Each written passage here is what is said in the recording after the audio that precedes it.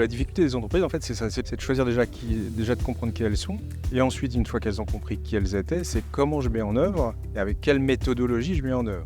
Après, les diagnostics énergétiques, les audits énergétiques sont des très très bons outils qui peuvent être pilotés en interne, parce que quand on parle de transition énergétique ou de transition carbone, ça se passe dans le périmètre de l'entreprise. Donc ça veut dire que ça doit exister dans l'entreprise.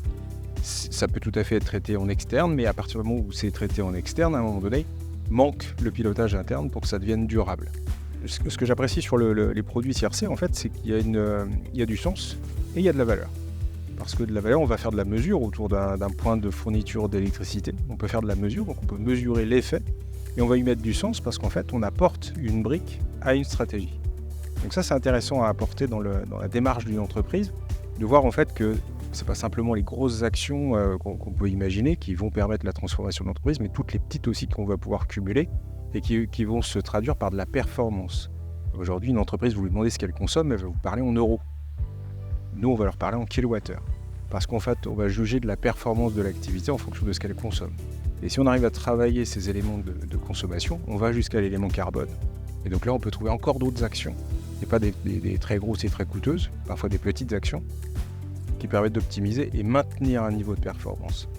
Donc le choix des actions, c'est difficile pour une entreprise si elle ne sait pas qui elle est et si elle ne sait pas où elle doit aller. Donc ça veut dire que le capital connaissance compétences en interne permet justement de clarifier le parcours, clarifier la stratégie. Et ça, c'est intéressant pour une entreprise.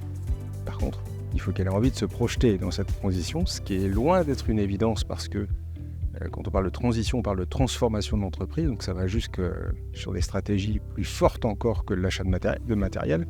Ça va aussi dans une culture d'entreprise. Donc c'est un travail de fond qui est assez conséquent pour une entreprise de TPE, PME ou même plus gros encore. C'est une transformation du profil de l'entreprise. Donc ils doivent s'en emparer. Ils doivent bien s'entourer également de différents experts, différents acteurs pour pouvoir y arriver. Et ensuite, ils vont pouvoir agir concrètement avec une stratégie à long terme, moyen terme, en fonction de ce qu'elles veulent faire.